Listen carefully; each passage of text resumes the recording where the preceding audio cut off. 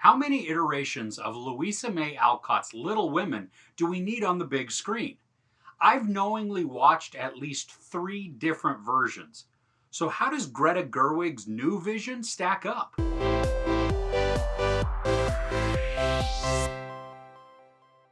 Little Women is the story of 4 sisters growing up in post-Civil War America and just really following their lives as they grow into, well, Little Women. It also chronicles the relationships inside and outside the house. This current version stars Saoirse Ronan, Emma Watson, Florence Pugh, Eliza Scanlon, and Timothee Chalamet. There are also supporting performances from Laura Dern, Chris Cooper, Meryl Streep, and Bob Odenkirk. And yes, we do get a repeat pairing of Ronan and Chalamet in a Greta Gerwig film. The first being, of course, Lady Bird. The story, while very familiar if you've ever read the novel or seen any of the other versions, is told in a new way that really feels fresh. The movie opens in their present day and then flashes back 7 years. Then it alternates between their past and their present until it catches up and then moves forward from the present. I don't know if the movie was shot on digital, but if it was, it retains a very film-like quality. There isn't the harsh sharpness that you can see on a lot of movies today, and it also has a lot of grain to the picture, which just, it makes it a little bit more warm. Sometimes it's a little more out of focus, but it adds a nostalgic feel to it, even though film isn't that far removed. I mean, we're only in the digital part of filmmaking, like using just true digital in the past several years. It's not like it's been 30 years that we've been shooting on digital. I only say all of that because of how the film looks and how it feels while you're watching it, that you do notice the grain of it, and it feels older than what it is, which is not a bad thing. That's not a criticism of it in a negative way. It's just truly saying that, you know what, it has some of that, just that older feel to it. And if it was shot on digital, then they added a ton of grain to make it warm like that. There's a surprising amount of humor in this that doesn't feel forced or out of place. And it really works seamlessly with Gerwig's retelling of the story. And now when I say retelling, I'm not saying that she's just telling a brand new version of it. No, she's just telling it in a new way, in a way that just, I don't believe that I've ever seen it done before with this story. In this, I love that the sisters argue and they tussle.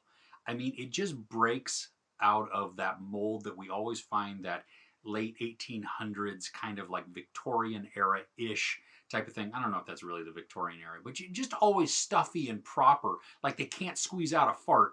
I mean, that's how it always is portrayed, and yet this version feels so much more genuine, just in the whole relationships that everybody brings to the screen, that they just feel natural. I really like also that each of the sisters get their opportunity to shine, because I think that was nice. I didn't feel like any of them were fighting to have their portion of the story told, and it felt balanced and appropriate. So, I mean, Jo is the one really telling the story, and so it does focus more on her, or at least her point of view, but all of the other sisters got a moment to shine in this, and it felt really good, and it felt complete, and it didn't feel like I was missing anything. Saoirse Ronan is Jo, and she has this spicy fire to her that I really enjoyed. And it's funny because normally I find the character of Jo to be abrasive. Now, she is kind of abrasive in this, but not in an annoying way, not in a way that turns me off from even rooting for her. Ronan's performance made me like Jo and made me just enjoy seeing her on screen, because sometimes in other performances I've seen that character, I'm like, you just need to get off screen right now because I don't like you. Florence Pugh is Amy, the artist's sister, and she is wonderful, but she can never in any film wear a flowery headband and dance around with a group of people. That has been forever changed by Midsummer. So it happens in Little Women, and all I literally saw was Florence Pugh's character of Danny dancing around, and then just bad things are about to happen. It's also good to see Emma Watson in this. She took over the character of Meg from Emma Stone. And honestly, I can't imagine the movie being made without Emma Watson. She really just made the character. She brought this warmth to it and this genuineness and just kind of that matronly oldest sister feel. And I really, really liked her. Eliza Scanlon, who you may recognize from HBO's Sharp Objects, plays Beth. And she has this quiet powerfulness to her. and the way that she builds her character. She is a bit mousy and a bit shy, but you see strength in her, and I just love that characterization. I mean, she was a joy to watch, especially because if you know the character of Beth and what happens to her in the story, she is not this hugely just larger than life character. I mean, she has to play it small and she has to play it quiet, but she's not a powerless person. Timothée Chalamet has been growing on me lately, and I really liked him as the character of Laurie in the film. He retained some of his trademark brooding, but also there's this unsuredness in the character that comes shining through, and it just matches the role perfectly. With the addition of Chris Cooper in this, no joke, every time I saw him, I just kept hearing in my head, maniacal laugh, maniacal laugh. And he didn't do it, which is a good thing because it wouldn't have fit at all. But truly, it's one of those things that just like Florence Pugh with her flowery headband, every time I see Chris Cooper, that's all I can think about. Thank you, Muppet Movie. One odd choice to me was Bob Odenkirk. Now, he's good in this. I'm not saying that it was odd that he's in this, but it caught me off guard, I think. Really, that's really what I mean by an odd choice, because I didn't know he was in it. And so when he first came on screen, all I saw was Saul. And I think it's a good thing that he's being featured in more and more things, because that will allow him, at least in my own mind, to break out of the Saul character and let me see him for who he's playing. He didn't have a lot of lines in this, and he did have a smaller role, but he killed it. I mean, he was good in it, especially as being just quietly reserved. There are a couple of scenes in this where a character is reading a letter from another character.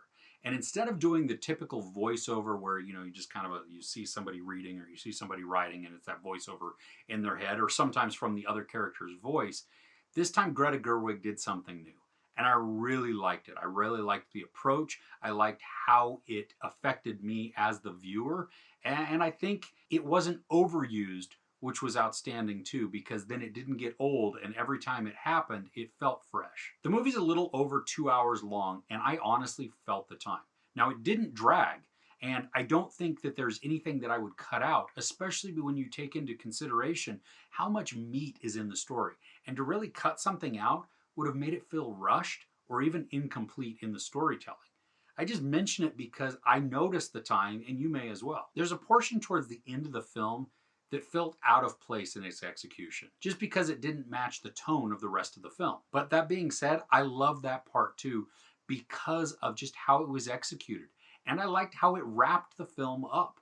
And so for that, even though it felt a little out of place in tone, I got a kick out of it. I mentioned earlier how this film isn't stuffy, and it's refreshing to see the characters having fun on this.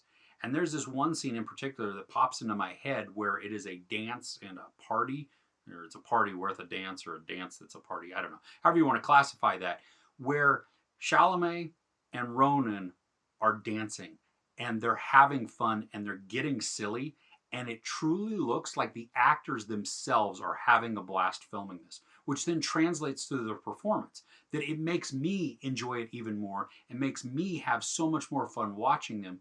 And it just, at that part, it did fit the film because it was not so stuffy, that it was able to breathe a little bit, that they didn't have to take themselves oh so seriously and be stuck in this rigid just format of, you know what, it's the late 1800s. We don't smile, we don't laugh, everybody's prim and proper, and we've got all these corsets. Well, I think they still have their corsets, and they still dress, to me, which would be very uncomfortably, but they were having fun. Truly, I was not looking forward to seeing this because I've seen other versions, and most of them don't blow my skirt up.